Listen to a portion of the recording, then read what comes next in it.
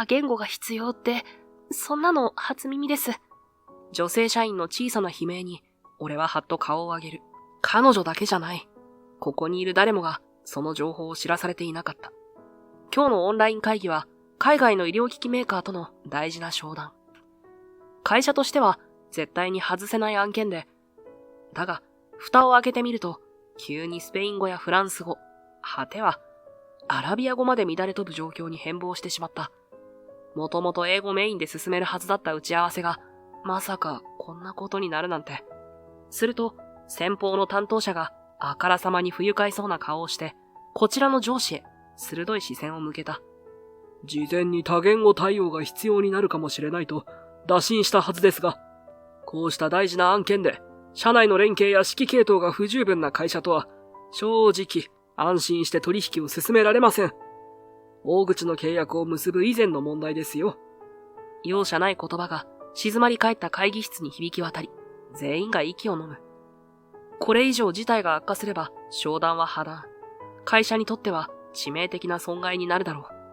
あまりにもしんと静まり返った空気の中、俺は思わず手のひらをぎゅっと握りしめた。誰かが何とかしないといけない。だけど、英語圏以外の言語に対応できる人は、この場にはいない。先方は待ってはくれない。だったら、俺がやります。いきなり立ち上がった俺を、みんなが一斉に振り返る。お前が、どうするつもりだ。戸惑う声を背に受けながら、俺は画面越しに複数の言語を使い分けて、先方の言い分を一つ一つ拾い上げていく。すると、今まで険しかった彼らの表情が、みるみるうちに和らいでいった。信じられない。君はそんなに多くの言語を自在に操るのか？まさか聞いたことがあるぞ。どの国でも現地の人間みたいに溶け込むバックパッカー。だとか、君はもしや。先方の驚きに満ちた声がスピーカーを通じて会議室に響き渡る。その瞬間、周囲にいた同僚たちの視線が一斉に俺に注がれた。まるで、お前は一体何者なんだ、とでも言わんばかりに。俺は胸の奥が熱くなるのを感じながら、じっと画面を見つめた。これで商談は続けられる。プロジェクトが救われるかもしれない。だけど、どうして俺がここで多言語を操れるのか。その理由を、この会社の誰も知らない。ざわめく会議室。驚愕の色を隠せない取引先。そして、そんな俺をじっと見つめている懐かしい顔。この先、隠してきた過去や思いが嫌でも暴かれることになるだろう。俺の運命を大きく変える、この一瞬が始まりだった。俺の名前は氷川蓮。少し前まで夜勤のバイトを転々としていて、昼夜逆転気味の生活を送っている。俺は若い頃からあまり目立つ方ではなかったが、どこかフットワークの軽さだけは人並み以上にあったと思う。だからこそ、社会に出てからも仕事を固定せず、必要とされる場所を求めて動き回っていた。正社員として腰を据える道よりも、その時々に合った働き方を選んだ方が性に合っていたんだ。もっとも、周囲からは本腰を入れた方がいいとうるさく言われることも多かったが、そんな俺にある日、高校時代の友人から連絡が来た。内容は、同窓会をやるけど参加しないかというもの。もう卒業してからだいぶ経っているが、こういう集まりにはあまり顔を出してこなかった。理由は単純。俺には同窓会で自慢できるような経歴がないし、旧友と懐かしい話をするよりは、目先の仕事で疲れを癒したかった。けど、今回ばかりはなぜか心が動いた。もしかしたら、あの頃仲が良かった誰かに会ってみたかったのかもしれない。当日、俺は昼間の時間を眠らずに使ってしまったせいで、やや眠気を抱えつつ、会場に向かう。場所は市内のおしゃれなレストランバーで、普段は俺なんかが近寄らないような大人びた雰囲気があった。ビルの2階へ上がると、もうすでに何人かの姿が見える。女子たちが華やかに集まり、男子たちがその隣で懐かしそうに笑っている。久しぶりに見る面々に少し胸がざわつく。おい、氷川じゃないか、久しぶり。声をかけてくれたのは、クラス委員長だった今井だ。会えば自然と当時の関係に戻るものだな、と内心思う。にこやかに笑い返していると、周りの数人も寄ってきて、俺を囲んで軽い歓談が始まった。元気だったのか？最近何してる？痩せたんじゃない？なんて、どの声も久々に聞く懐かしさがある。だが、その一角に見慣れた顔があった。姫野さつき。俺の元カノで、当時からクラス中の注目を集めるほどの美人だった。髪はセミロングの頃のイメージしかなかったが、今は片上くらいまで短くなり、仕事ができそうな大人の女性という印象に変わっている。しかし、その綺麗な瞳が俺を捉えた瞬間、冷たい空気が流れた気がした。さつきは一瞬だけ視線を合わせるも、すぐにそらす。口元には笑みのかけらもなく、まるで俺に壁を作るようにそっぽを向いてしまった。そんな中、さつきの友達らしき女子たちが、俺の方へ興味津々といった様子で視線をよこす。久しぶり。ねえ、氷川くんって今何してるの？と声をかけてきたのは、クラスの情報通だった岩井だ。当時から噂話が大好きで、クラスメートの進学先や就職先を驚くほど詳しく知っていた子だ。俺、実は来週から桜商事で働くことになったんだ。口に出した瞬間、なんとなく場の空気が動いた気がする。すごいじゃん。マジで？桜商事といえば、この町でも割と大きな企業で有名だ。外から中途で入社するのは難しいと聞いたことがあるし、そこで働けるなら結構すごいんじゃないかと周りも思ったのだろうか。桜商事って姫野もそこで働いてるよね。誰かが口を滑らせると、さつきはピクリと反応する。そう。彼女は卒業後、かなり頑張ってあの会社に入った、と、風の噂で聞いていた。そして今も大事なポジションを任されている、とかで、当時から努力家な部分を知っている俺としては、やっぱりすごいんだな、と感心していた。でも、そんなさつきのいる会社に俺が中途で行くとは、確かに意外だろう。なんとなく、みんなの視線が俺からさつきへ移る。しかし、さつきはまた冷たい表情のまま、特に何も言わない。それでも、同級生たちは少し興味を惹かれたようで。ねえ、どうやって入れたの？あそこって結構倍率高いはずだよね。なんて質問を投げかけてくる。俺は苦笑いをしつつ答えた。いや、派遣なんだ。正社員じゃなくて、だからそんなに大層なもんじゃないよ。一気に微妙な空気が広がった。それまでのすごいじゃんという空気が、なんとも言えない派遣かという静かな反応へと変わる。自慢できるものじゃないし、分かってはいたけど、こうして目の当たりにすると、ちょっと答えるものがある。へえ、派遣ね。聞こえてきたのは嘲笑混じりの声。顔を上げると、そこには高校時代からあまり仲良くなかった男、高梨優斗が腕を組んで立っていた。彼は昔からプライドが高く、他人を見下す節がある。俺を睨むように見て鼻で笑った。お前みたいな適当男が桜商事とは場違いじゃないの？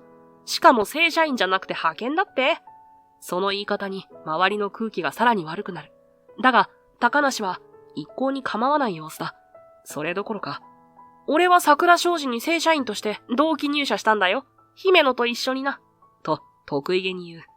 その瞬間、さつきが一瞬だけ眉を潜めたのを俺は見逃さなかった。彼女も高梨が苦手だったのをうっすら覚えている。だけど、だからといって、ここで俺が何か言い返しても余計に場が荒れるだけだ。俺はなるべく冷静な声で答える。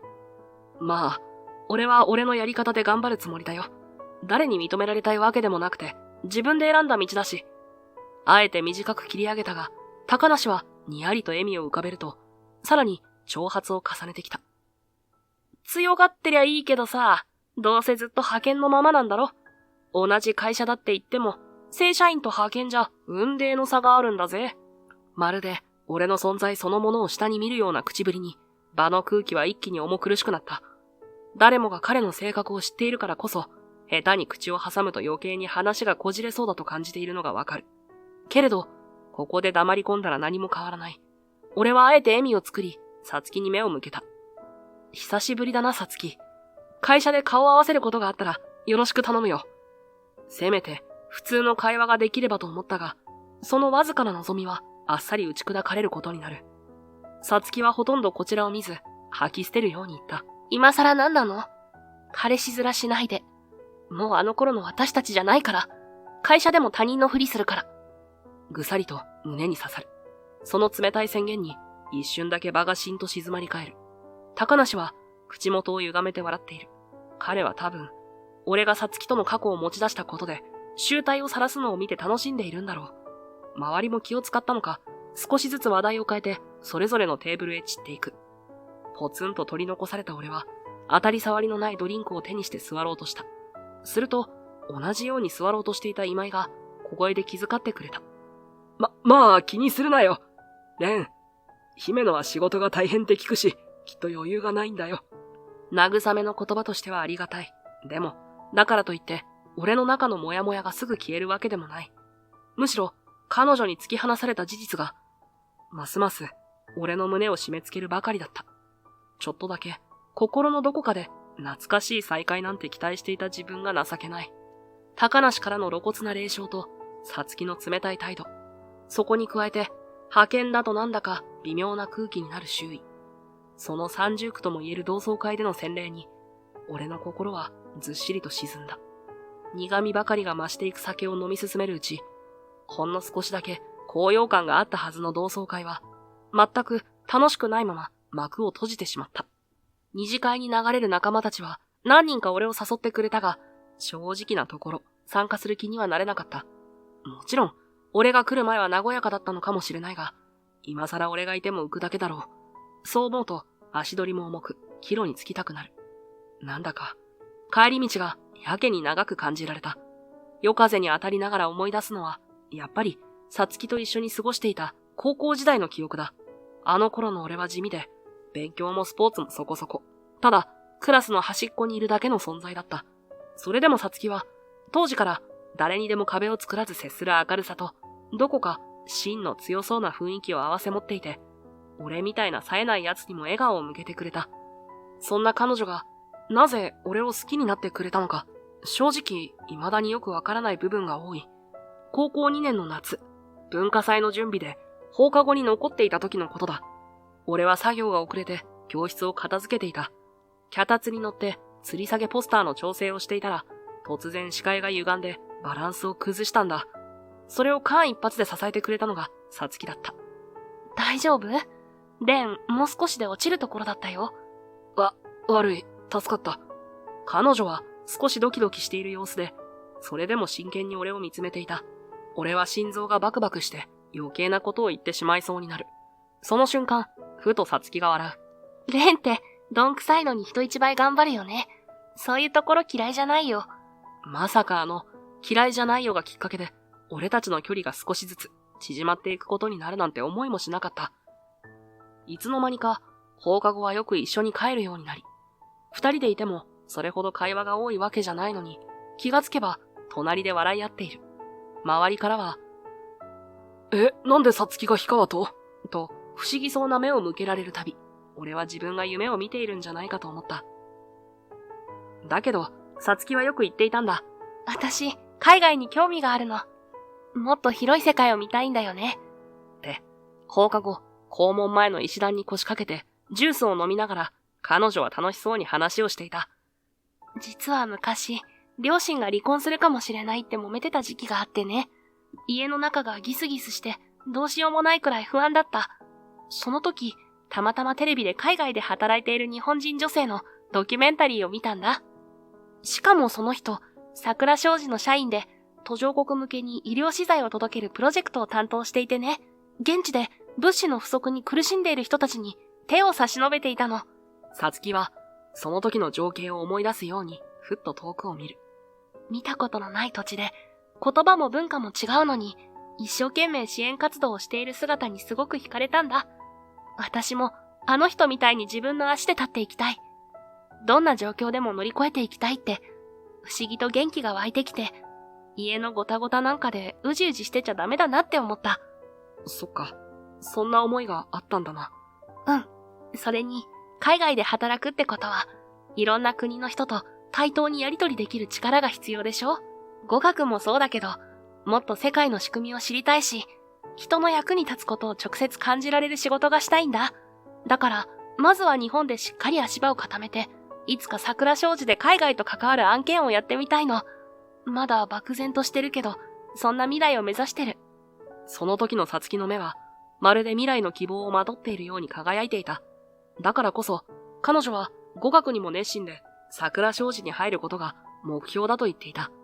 あの会社は海外との取引が多くて、いろいろな国の人たちと連携するチャンスがあるから、彼女は、まずは日本で足場を固めて、それから海外拠点にも行きたい、と目を輝かせていた。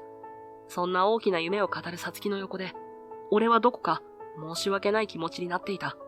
家では父がリストラに遭い、もう大学進学は現実的に難しいと悟らされていた時期。授業料や生活費を考えてみても到底無理があった。奨学金をもらって通う道も考えたが、それ以前に家族のことで色々と混乱していて、どちらにしても悠長に学費を捻出できる状況じゃなかった。自分がそんな厄介事を抱えていることをさつきにちゃんと打ち明けたのは3学期に入って間もない頃だったと思う。俺、大学行けないかもしれない。放課後の教室で机を並べて勉強していた時にぽつりと切り出すと、さつきはゆっくりノートから顔を上げた。どうして？親父が会社を辞めることになって、家計があんまり良くないんだ。だから俺も早く働いて、家を助けないといけないかもしれない。その時、さつきは何も言わずに、ぎゅっと俺の手を握ってくれた。それだけで、俺の胸がいっぱいになる。それからしばらくの間、特別な言葉はなくとも、さつきは俺の支えになってくれていた。だけど、一方で彼女の夢は、どんどん具体的になっていく。語学の勉強に加え、留学の情報収集、将来の就職先のリサーチ、そこには明確な進路が見え始めていて、その反面、俺は就職するしかないという漠然とした不安のまま、それも自分のやりたいことがはっきりしているわけじゃないから余計に焦るばかりだった。そんな状態が続くうちに、いつしか俺とさつきは時間を合わせるのが難しくなっていった。彼女は自分の目標にまっすぐ突き進むし、俺は家の都合でバイトを探さないといけない。放課後に一緒に過ごす時間が減り、顔を合わせれば互いに疲れや苛立ちを隠せなくなっていく。そのうち、どちらが言い出すでもなく、自然と、もう無理だねという暗黙の了解が生まれてしまった。帰宅すると、部屋の中は相変わらず散らかっていて、空き缶やコンビニの袋が床に転がったままだった。今日はうんざりするほど疲れたのに、全然眠気が来ない。俺はシャワーを浴びて眠ろうとしても、どうにも頭が冴えてしまう。ベッドに倒れ込んで、スマートフォンを眺めるが、SNS のタイムラインに流れるのは、同窓会で撮った写真や、友人たちの楽しそうな投稿だった。そこには当然、俺の姿はあまり映っていない。ちらっと映り込んだ俺の後ろ姿だけが、妙に寂しげに見えて、さらに気分は沈んだ。翌週、俺は派遣社員として初出勤の日を迎えた。眠れなかった昨夜の疲れは残っているものの、なんとか気持ちを奮い立たせる。派遣先である桜商事のビルに到着すると、受付を通された後、総務部の担当者が簡単に社内の案内をしてくれた。オフィスは想像していた以上に広く、洗練された雰囲気が漂う。エントランスに入った瞬間から、外の世界とは切り離されたような空気感に少し気をされてしまった。では、氷川さん、今日からこちらの部署でお仕事をしていただきますね。そう言って案内された先は、海外とのやりとりが多い国際事業部だった。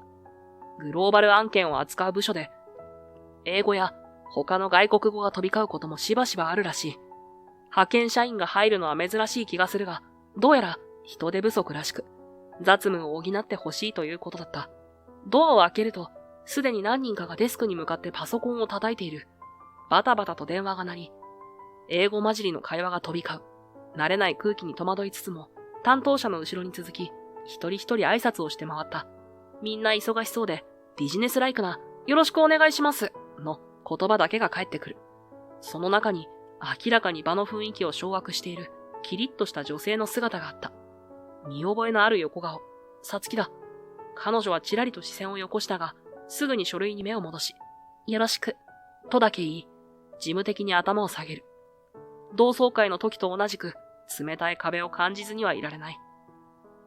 それから、ここが君の席だ。最初はこの先輩社員の指示を仰いで作業してね。そう言われて紹介されたのは、酒井という女性社員。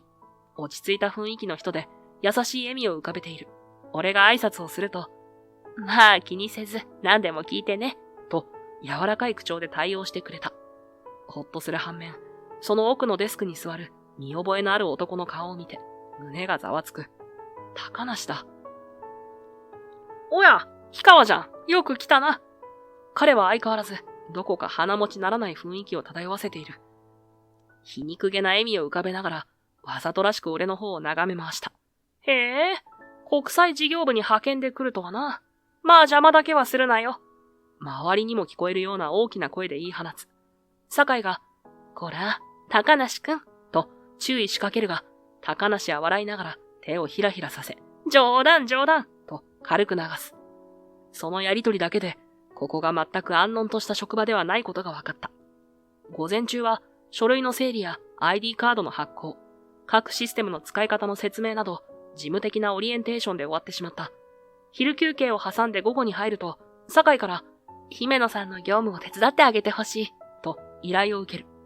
どうやら、彼女は、大口の海外取引案件を複数抱えており、通常の業務だけでも手一杯な状態らしい。姫野さん、氷川くんが資料作り手伝ってくれるって。酒井に呼ばれ、さつきのデスクのそばに立つ。さつきは振り向きざま、眉を潜めた。書類のコピーと翻訳資料のレイアウト調整できる？わかった。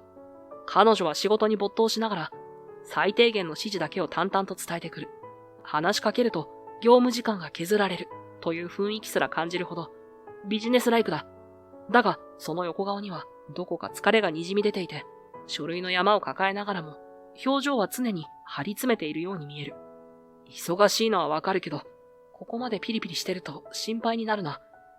そう思いつつ、俺は渡された資料一式を抱え、自分の席へ戻って、黙々と作業を始めた。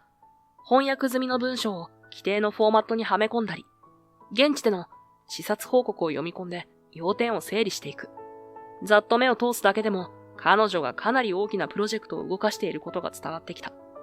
各国との契約条件や出荷スケジュール、カタログ作成に伴う細かいローカライズ作業まで、担当範囲は多岐にわたるようだ。氷川くん悪いけどこれ急ぎだから早めに仕上げてくれる？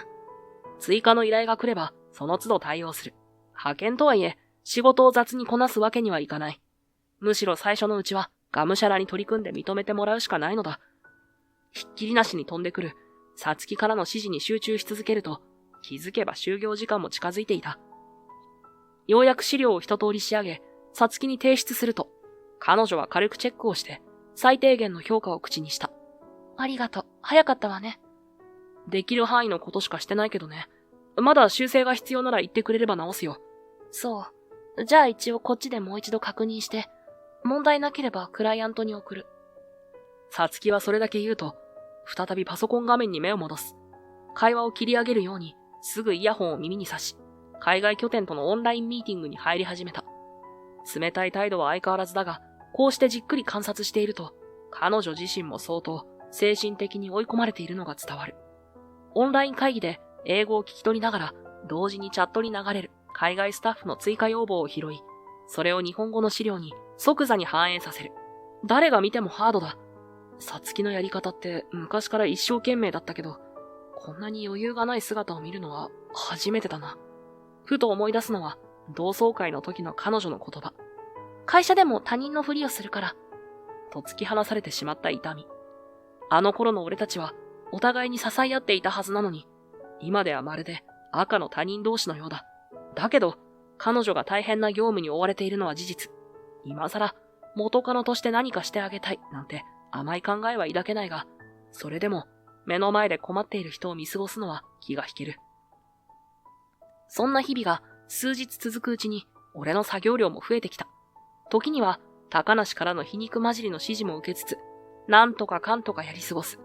高梨は相変わらず偉そうだが、あれやっといて、というざっくりとした丸投げ指示ばかりで、細かいところはいつも他の社員や派遣に押し付ける。正直、同じ部署にいるだけでも気がめいる相手だ。一方さつきはというと、まともに休憩をとっている気配もない。昼休みにオフィスを出ることもほぼなく、社内で簡単にパンをかじりながら PC と向き合っている。そんな彼女に少しでも余裕を作ってあげたいと思い、俺は自分から積極的に動くようになった。姫野、これ確認に出す前に見といた方がいいんじゃないか？海外担当からさっき連絡が来てた。ああ、ありがとう。助かる。必要なら俺が代わりにファイリングしておくよ。うん、お願い。最初は淡白だったやりとりも、こうして少しずつ、業務上の補佐を続けるうちに、わずかながら会話らしきものが増えてきた。もちろん、プライベートな話は一切しない。俺もあえて踏み込まないようにしている。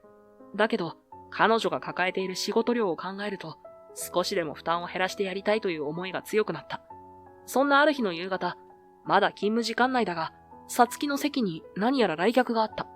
相手はスーツ姿の男性で、どうやら取引先の担当者らしい。ミーティングルームを使わずに急ぎで確認したいことがあるとかで、立ち話のまま商談っぽいやり取りをしているようだ。ところが、その男性はやたら高圧的な物言いで、さつきを詰めるような口調が気になった。だからさ、いつまで待たせるつもり？向こうの輸送スケジュールが固まらないと、うちも困るんだよ。申し訳ありません。ただ、海外工場の LINE がトラブル続きで、できるだけ早く調整します。早く早くって、言葉だけじゃ意味ないだろ。姫野さんよ。こういうのは段取り力がものを言うんだよ。君のせいで俺たちまで迷惑被るわけにはいかないんだ。その男の言い分にも一理あるのかもしれないが、さつきに全責任を押し付けるような態度は見ていて腹立たしくなる。とはいえ、俺が口を挟む立場でもない。さつきは懸命に頭を下げ、相手の要求を聞き取りながら一生懸命にメモを取っている。それでもどこか体に力が入らない様子で、目の下にはうっすらクマができていた。ふと男性が苛立ったように声を荒げた瞬間、さつきが一瞬立ちくらみを起こしたようにふらついた。大丈夫か？思わず近くにいた俺が支えると、さつきは弱々しく、平気。ちょっと貧血気味なだけ。と、唇をかすかに震わせながら答えた。取引先の男性は、大丈夫？と、若干うろたえつつも、その場の空気が気まずくなったのを察したのか、早々に帰っていく。さつき、ちょっと休んだ方がいい。最近ずっと休憩なしで働いてるんだろ？いいの。納期が迫ってて、ここで私が休んだらどうなるか。休まずに潰れたら、それこそ取り返しがつかないだろ。せめて5分でも座って落ち着けって。さつきは、俺の肩を借りながら、どうにかデスクに戻った。そして、誰に聞かせるでもないような、小さな声で吐き捨てる。私、こんなところで立ち止まってる場合じゃないのに。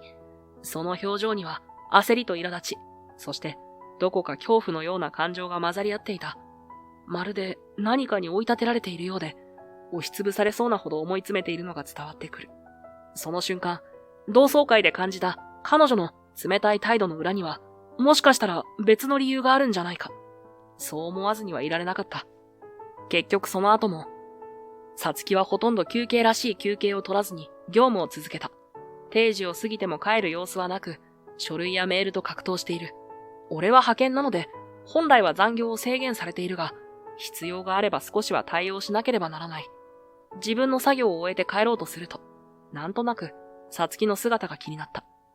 さつき、まだ帰れそうにないのか？ええ、海外の工場が昼の時間帯だから、今連絡を取りやすいの。夜中まで続くかもね。そっか。じゃあ先に上がるけど、無理するなよ。何か手伝えることがあれば言ってくれ。俺がそう言っても、さつきは視線を PC から外さないまま、一瞬唇をキュッと結んだ。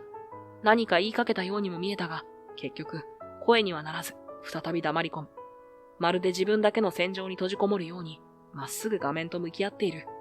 それから少し後、俺は退勤の準備をしようと、オフィスのロッカー付近に向かった。すると、同じく残業中らしい酒井さんと鉢合わせになる。手にはファイルを抱えて、何とも言えない疲れの色が見えたが、俺の姿を見て、わずかに笑みを浮かべてくれた。お疲れ様、氷川くん。あなた今日も遅くまで頑張ってるわね。いや、自分の仕事を片付けてただけです。それより、酒井さんこそ大丈夫ですか？忙しそうに見えますけど。まあね。でも私よりあの子が心配。酒井さんは視線をさつきのデスク方向に向ける。遠目に見ても彼女が休む気配はまるでない。さつきちゃん、本当に頑張りすぎよ。もう少し周りに任せたり息抜きしたりすればいいのにって思うけど、なかなかそうもいかないのよね。そう言うと、酒井さんはロッカーの扉に背中をもたれかけながら小さく苦笑いをした。実は、あの子が高校生の頃に見たっていうドキュメンタリー、私も関わってたのよ。取材を受けたのは私の先輩だったけど、当時の私はまだ新人で、取材現場で右往左往しながら手伝ってたっけ。そうだったんですか？驚いていると、酒井さんは少しばかりノスタルジックな笑みを浮かべる。うちの会社が海外の医療支援を始めたばかりの頃ね。現地で物資の受け渡しや人材育成をどう進めるかって手探りで、私も先輩に連れられて何度も現地と日本を行き来したわ。その時の様子が特集されたのよ。そう言いながら、酒井さんはさつきを見つめる。彼女はまだイヤホンを片耳に差し込んで、海外拠点とのビデオチャットを続けている最中だ。あの子がどこかでその映像を目にして、憧れを抱いてくれたって聞いた時は嬉しかったわ。でも同時に不安にもなったの。国際案件って理想だけで乗り越えられるほど甘くはないから。酒井さんは資料を胸に抱えたまま小さく息を吐く。これまでの苦労を見てきた分、あの子にもしんどい思いはしてほしくないって思ってた。でもさつきちゃんはたとえ大変でも自分でやらなきゃ気が済まないタイプでしょ。その言葉を聞いて、俺は思わずさつきの表情を振り返る。当たっていると正直思った。昔からそうだった。彼女は何か目標を見つけたら、まるで周囲の音が聞こえなくなるくらい突き進んでしまう。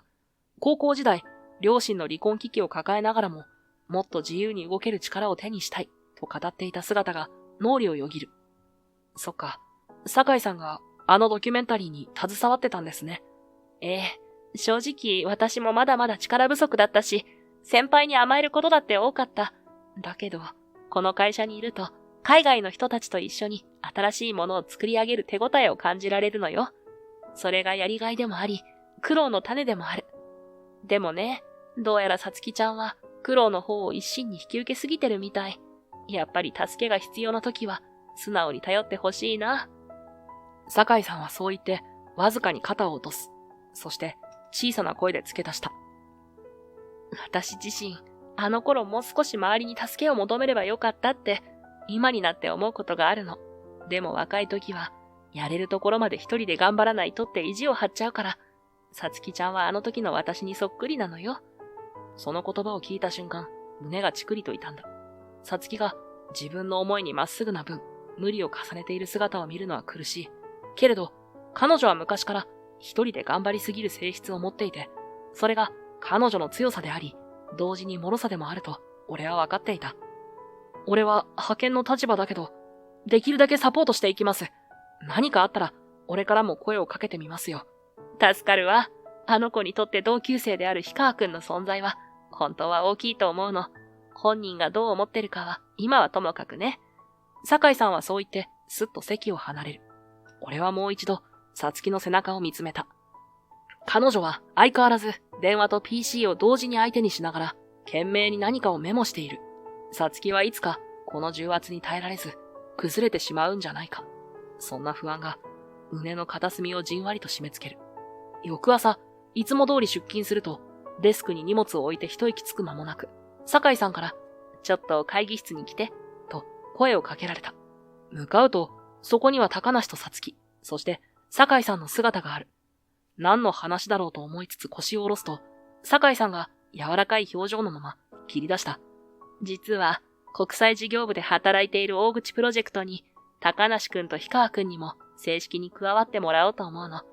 姫野さんが中心になってやってくれてる件よ。思わぬ宣言に、俺は驚きつつも素直に、はい、わかりました、と返事をした。一方、さつきは一瞬目を見開く。それって、私一人じゃ回せないってことですか？役立たずだってことでしょうか？焦燥を隠しきれない声色で食い下がるさつきを、酒井さんは穏やかになだめるように首を振った。違うの。あなたは十分すぎるほど頑張ってる。だけど最近、体調面も含めて負担が大きそうに見えるのよ。仕事の進捗だけじゃなくて、あなた自身にも余裕がなくなってきてるんじゃないかと思ってね。海外案件はスピード勝負でもあるし、チームで動いた方がいい結果が出せるわ。さつきは息を詰まらせるように黙り込み、しばらく机の上に視線を落とす。悔しさもあるのか、うまく言葉が出てこない様子だ。だが、酒井さんの真剣な眼差しに気づくと、やがて、しぶしぶ納得するようにうなずいた。わかりました。ご迷惑をおかけしないようにします。そんなやりとりを横目に、高梨がすっと姿勢を正す。俺が入れば、このプロジェクトも一気にスムーズになるってわけだ。まあ、派遣くんは使えるかどうか知らないけどさ。相変わらず、嫌味たっぷりの口ぶりに、俺は内心ムッとしつつも口をつぐんだ。何か言い返して場を荒らせば、結局一番困るのはさつきだ。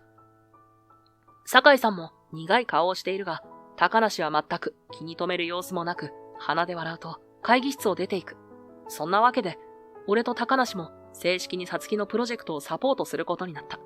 とはいえ、高梨の仕事ぶりは相変わらず、とにかく早いのが取り柄だが、細かい部分は雑で、そのしわ寄せが結局、さつきや俺に来ることが多い。定時近くになると、彼は、ここから先は君らで詰めといてよ、と、人事のように片付け、そそくさと帰ってしまうのだった。夜のオフィスはいつにも増して静まり返っている。バタバタと人の往来が多い昼間とは違い、この時間に残っているのは、重要案件を抱えたメンバーか、よほどの暇がない部署くらい。そんな中、俺はさつきと二人で山積みの資料を整理していた。正直助かってるわ。あなたがいなかったら、とっくに私、一人でパンクしてたかも。さつきはそう言いながら、デスクの上でホチキス止めした書類をパラパラと確認している。高梨くん、確かに仕事は早いけど、細部の詰めが甘いのよね。その修正に時間が取られてる。まあ、あいつはそういうタイプだろうな。効率重視っていうか、面倒な作業を他人に押し付けるのもお手の物だし。気がつけば、さつきの声は先日より柔らかくなっているように感じた。周囲に人の気配がないからか、あるいは少し心が軽くなってきたのかもしれない。書類を一旦ファイルに収め、区切りをつけるように。さつきはデスクの端に肘をついて小さく息をつく。私って、いつからこんなに頑張らなきゃダメだって思うようになったのかな。いつからって、高校の頃から割とまっすぐだったろ。海外で働きたいって目標もしっかりしてて、いつも前を見てた。そうだけどね。さつきは、そこから言葉が途切れそうになりながら、それでも何かを振り絞るように視線を落とす。小さい頃、両親の仲が悪くなるたびに、自分のせいだって思った。もっと私がいい子でいれば、パパもママも笑ってくれるはずって、一生懸命になってたの。成績だって頑張るし、家のことも手伝うし、そうやって自分が欠けないように埋め合わせをしないと、家族が壊れるんじゃないかって怖くて。その言葉とともに、彼女の表情には深い苦悩が浮かぶ。高校時代には、笑顔の裏にそんな不安を抱えていたなんて、もちろん薄々感じてはいたが、こうして改めて本人の口から聞くと胸が締め付けられる。だから今も、一度走り始めたら止まっちゃいけない気がしちゃう。休んだら自分のダメさを認めるみたいで怖いんだ。仕事で結果を出せないと誰からも必要とされないって思ってしまって。さつきはかすかに声を震わせながら少しうつむく。そんなに無理をしなくたって、さつきはもう十分頑張ってるよ。結果が出なくたって誰もさつきの価値を否定したりしない。少なくとも俺は。口を開いたものの、言いながら少しだけ胸が詰まる。しかし、さつきはわずかに目を伏せて、唇を噛み、それから俺をじっと見据える。あなたがそれを言うの？いつの間にか私の前から姿を消したくせに。それは。あの時あなたまで私の前からいなくなったから、私何か至らないことをしちゃったのかなってずっと引っかかってた。もっといい彼女でいられたら、蓮は離れていかなかったのかなって。その瞳が潤んでいるのを見て、思わず言葉を失う。高校卒業を目前にして、俺が彼女との距離を取ったのは確かだ。だけど、それはさつきが悪かったわけじゃない。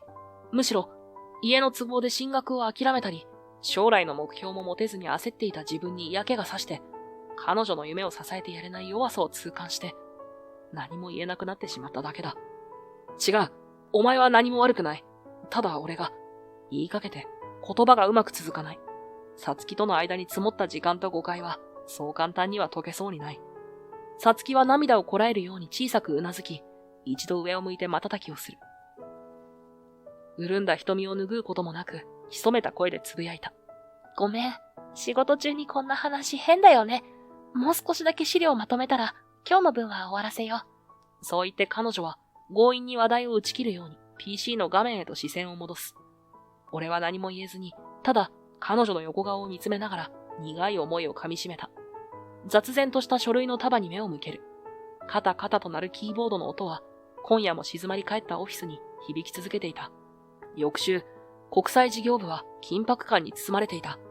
これから行われる商談の相手は、海外の大手医療機器メーカー、発展途上国向けの医療支援プロジェクトとして、高性能ながらも低コストな医療器具を共同開発し、現地へ供給する計画を進めている企業だ。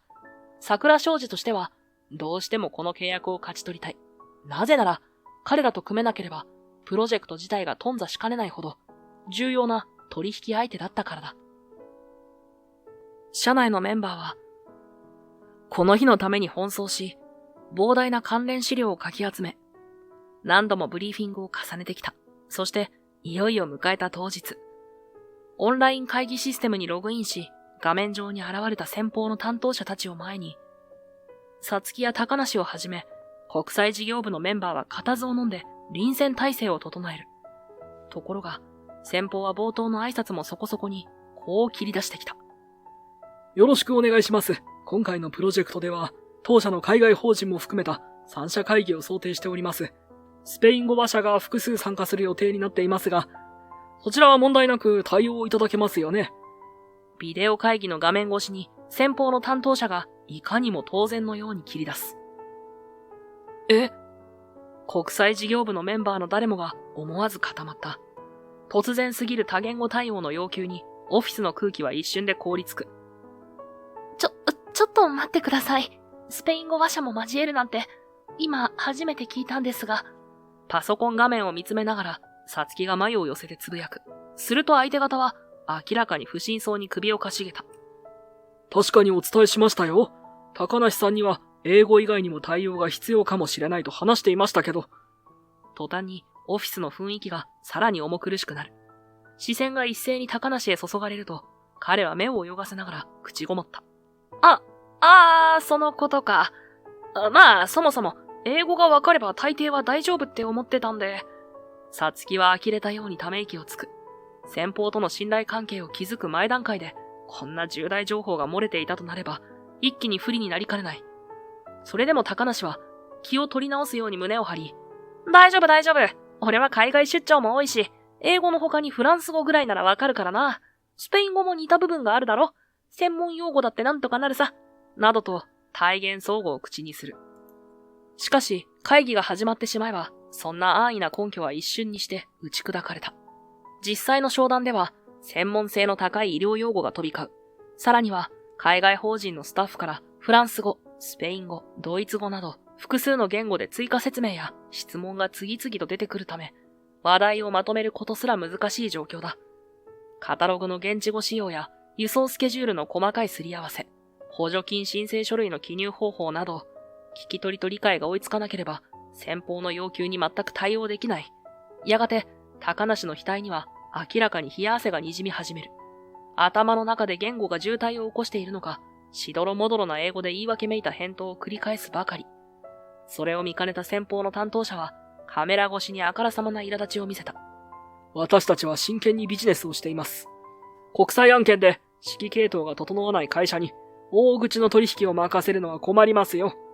険悪なムードが漂い、国際事業部のメンバーたちは完全に息を飲んだ。ここで契約を白紙に戻されれば、せっかく準備してきたプロジェクトは一瞬で頓挫してしまうかもしれない。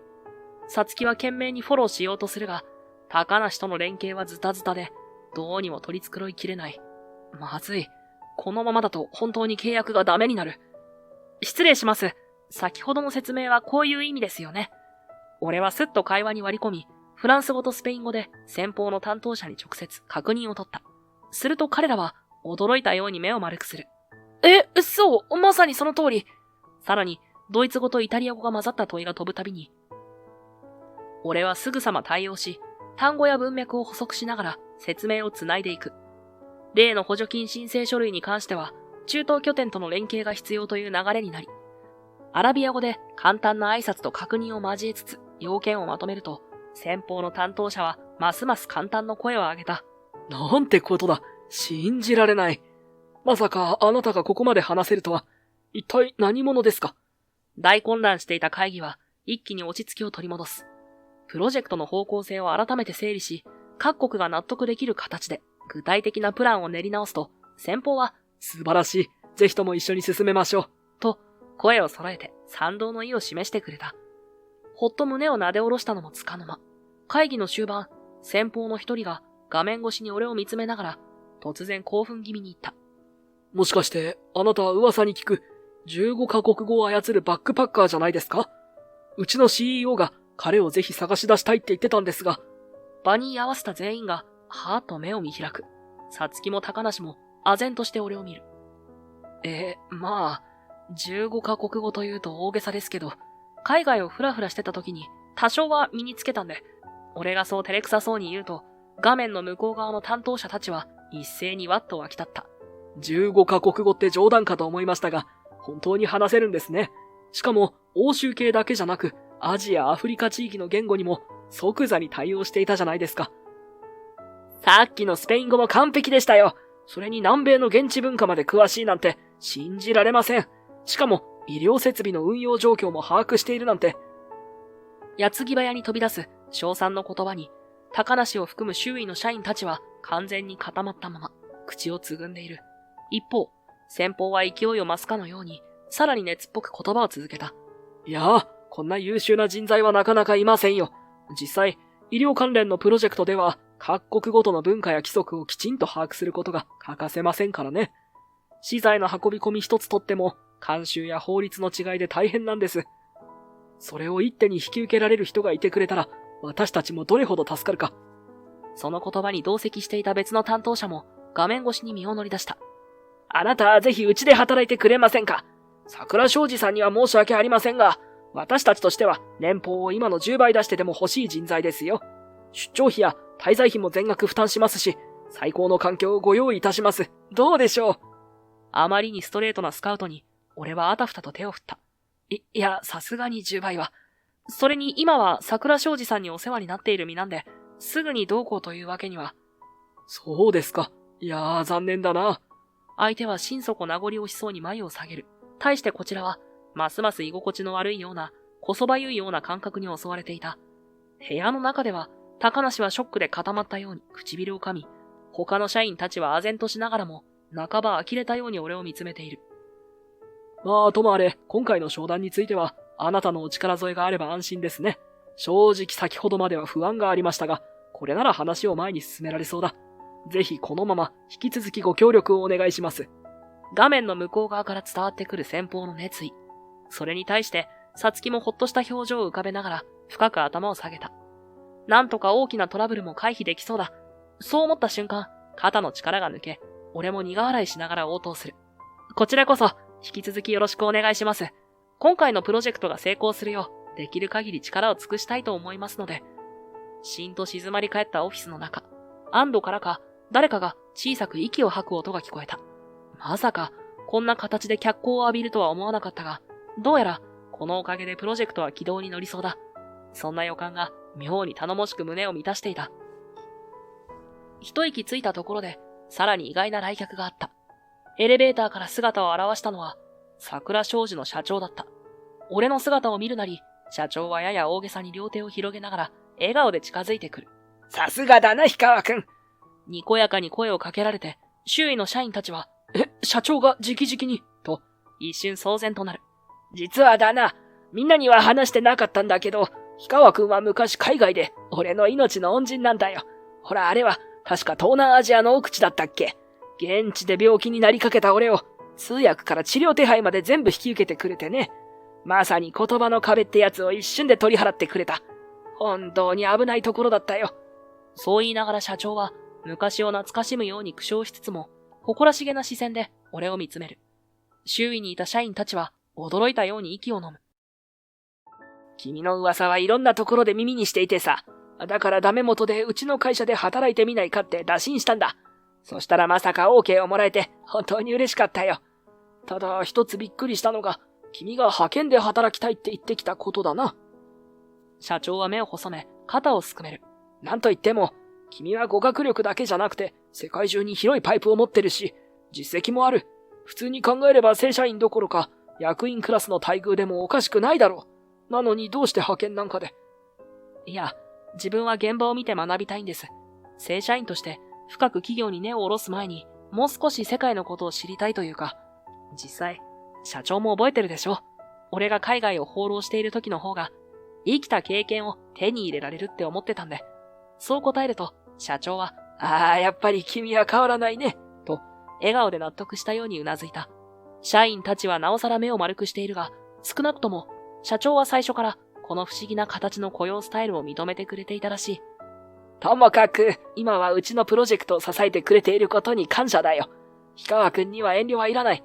何かあれば何でも言ってくれ。ありがとうございます。こちらこそ、派遣とはいえ精一杯やりますので、どうぞよろしくお願いします。そんなやりとりの隙間から、驚きを隠せない表情のさつきが、こちらを見ているのが分かった。高梨をはじめ、他の社員も事態を飲み込めないまま、ざわついている。だけど、社長がにこやかにしているのを見る限り、どうやら、この職場での俺の立場は、思っていた以上に歓迎されているようだ。会議が終わると、熱気に満ちていた空気も、スーッと落ち着きを取り戻した。先方とのビデオ通話を切り上げた社員たちは、手早く資料を片付けたり、デスクに戻ったりと、それぞれの持ち場に散っていく。俺もほっと肩の力を抜きかけた。その時。背後でかすかなため息が聞こえた。振り返ると、そこには高梨がうつむいたまま立ち尽くしている。すると、酒井さんがその様子に気づき、鋭い口調で声をかける。高梨くん、ちょっといい？今回のごたごた、あなたが多言語が必要になるかもしれないっていう情報を共有しなかったのが原因よね。すぐそばにいるさつきも、どこか辛そうに眉を潜めながら、高梨を見つめている。まあ、そうですね。高梨は苦い顔のまま答える。酒井さんはさらに畳みかけた。先方は高梨さんに伝えておいたのにって言ってたわ。どうして一言でも私たちに教えてくれなかったの？もし氷川くんがいなかったら、会社として大損害になっていたかもしれないのよ。高梨は唇を噛み、しばらく沈黙していたが、やがてかすれた声を絞り出した。言い訳になるかもしれないけど、正直俺は焦っていました。そう言って、高梨は顔を上げ、こちらを睨むように見つめる。俺は、桜商事に正社員として入って数年経つんだ。周りがどんどん成果を出す中で、何か結果を残さなきゃって焦りばかりが強くなっていました。ほんの些細なことでも、俺が先にやってやるって思って、先方から多言語が必要かもって言われた時も、本当は社内に共有すべきでした。けど、どこかで自分が対処できれば評価されるはずだなんて浅はかな考えがあって、自分なりに言語には自信がありました。この会合に向けて早く仕事を切り上げて勉強もしました。でもまさかこんなに通用しないなんて。高梨の声には苛立ちだけでなく、自分自身を責めるような響きが混じっていた。酒井さんは一呼吸置いてから少しだけ表情を和らげる。あなたが頑張りたいって思うのは悪いことじゃないし、むしろ素敵よ。だけど、大きなプロジェクトは一人の手柄じゃなくて、チームで進めるものなの。あなたが情報を隠して暴走した結果、契約そのものが危うくなるところだった。会社にとっても、あなたにとっても良いことなんて一つもないわ。わかってます。悪かったと思っています。高梨はそう言って、ぎこちなく頭を下げる。すると、社内の誰よりも高梨と衝突してきたさつきが、ほっとしたように息をつきながら口を開いた。わかってくれたなら、もうそれでいいわよ。私たちも、あなたを完全に否定したいわけじゃないんだから、協力し合えれば、もっといい結果を出せるでしょ。そういうさつきの表情には、ほんの少し優しさが混じっている。高梨は、肩を落としたまま黙り込むが、さつきはさらに言葉を続けた。焦る気持ちはわかるよ。私だって昔から、一人で何とかしようとして突っ走っちゃうところがあるの。だけど、今回のプロジェクトは酒井さんをはじめ、氷川にもいろいろ助けてもらって、ようやく成果が出せた。高梨だって、無理して一人で抱え込まずに、ちゃんと周りを頼ればいいじゃない？一瞬、周囲がしんと静まり返る。だが、それは気まずい沈黙ではなかった。むしろ、さつきの素直な言葉に、誰もが彼女らしい優しさを感じたのだろう。高梨は思わず顔を上げたが、まだ反応できずにいる。さつきは、少し申し訳なさそうに微笑み、付け加えた。私もまだまだ未熟だけど、改めて思ったの。大きなプロジェクトを成功させるには、チームみんなで補い合う必要があるって。あなたも最初からそれを分かっていたら、こんなことにはならなかったのにね。それは説教めいた言葉ではあったが、押し付けがましさは感じられなかった。高梨はしばらく沈黙したまま、さつきを見つめ、それから小さくうなずいた。悪かった。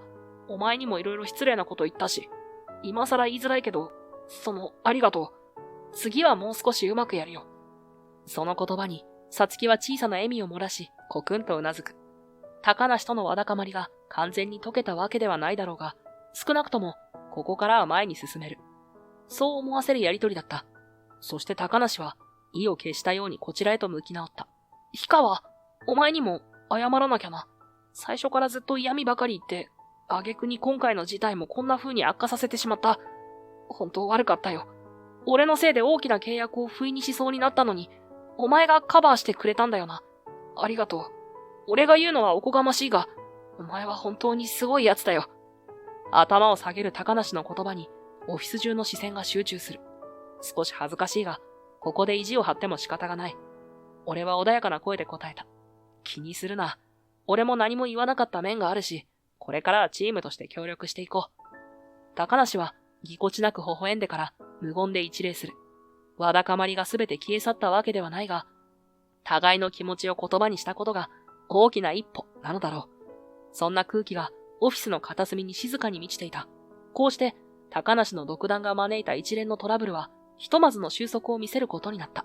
もちろん、彼への社内評価はガタ落ちしたし、処分を免れるわけではないだろう。それでも、自分の非を認めて改心する様子に、周りの社員たちの目も多少は柔らかくなっている。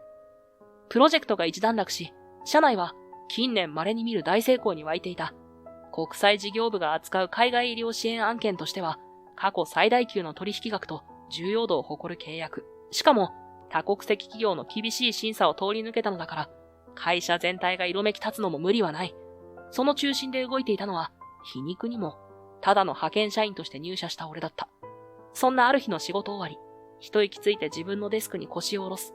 すると、タイミングを見計らったかのように、酒井さんが近づいてきた。お疲れ様、氷川くん。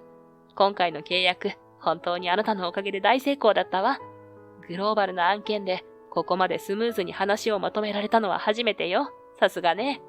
酒井さんは、素直に称賛の言葉を口にしながら、軽く笑みを浮かべる。いつも穏やかな彼女だが、ここまでストレートに褒めてくれるのは珍しい気がした。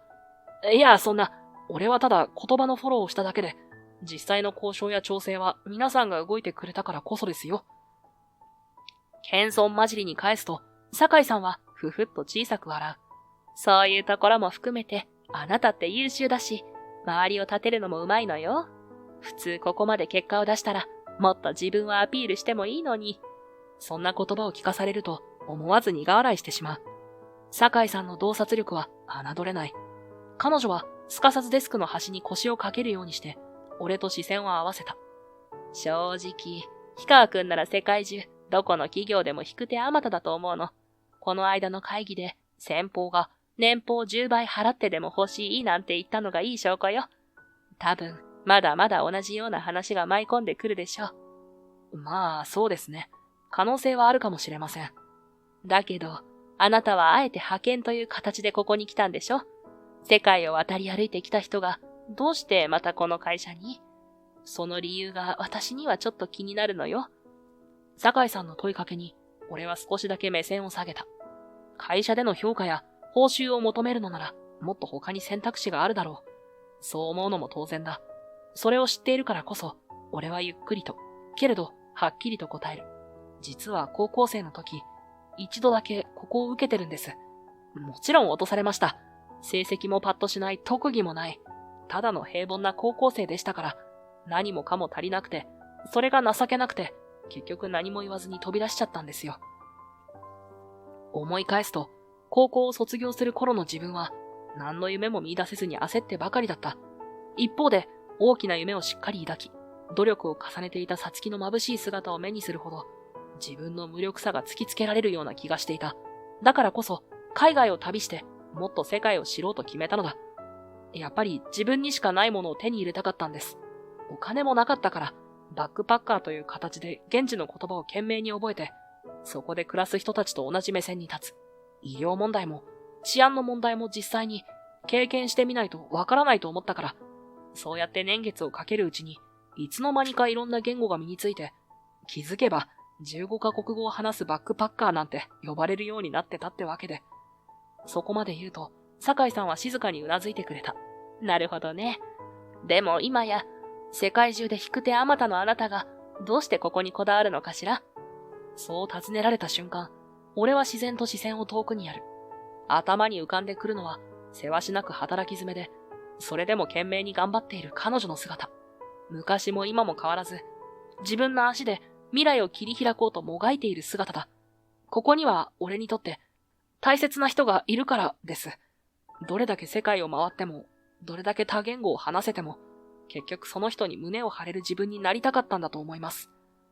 そう言いかけたところで、酒井さんは微笑みながら、すっと手を差し出し、これ以上は本人に伝えてあげて、と軽く目配せをした。振り返ると、オフィスの入り口付近には、さつきが立っていた。聞こえていたのか、彼女の目は少し潤んでいるように見える。まるで何かを言おうとするのをこらえるように、苦しげに口を結んでいた。さつき。俺は迷わず、彼女の方へ歩み寄った。立ち尽くす彼女の前で、言葉が一瞬、喉の奥に絡まる。けれど、もう逃げたりはしない。そう心に決めた。高校の時、急に距離を置いてごめん。さつきが夢に向かって頑張る姿を見ていると、自分の不甲斐なさが情けなくなったんだ。何もしてやれない。支えてやる資格もないって思って。でも、あれから海外を旅して、いろんなものを見てきた。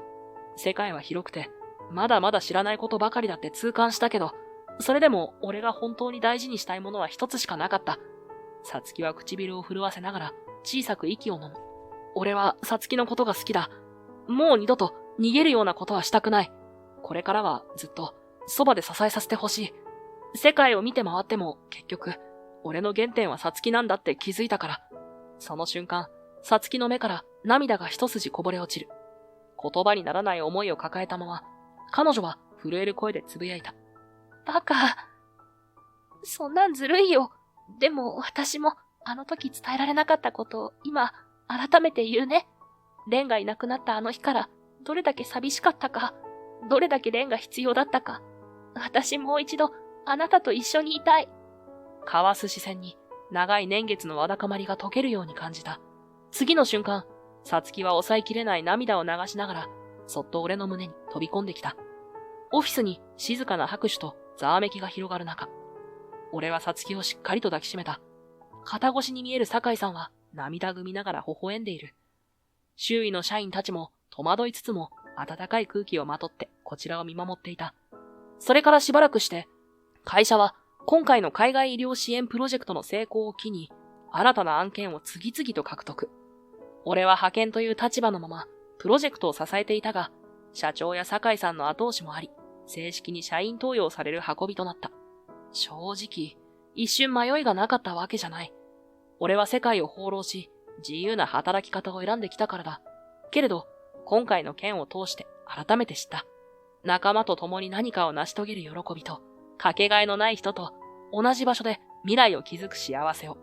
その後、さつきとは結婚。俺たちは立場や部署の垣根を越えて数々のプロジェクトに参加するようになった。アフリカの僻地での医療サポート、新興国のコミュニティ支援、国際学会でのプレゼン、いずれも苦労は絶えないが、その都度、さつきと力を合わせながら乗り越えている。苦しさや遠回りをしても、最後に帰る場所があることは何より尊い。さつきと俺は、互いを支え合いながら、まだ見ぬ世界へと歩み続けている。どんな国へ行っても、どんな壁が立ちはだかっても、きっとこの先もずっと、隣で笑い合いながら乗り越えていける。そう確信しながら、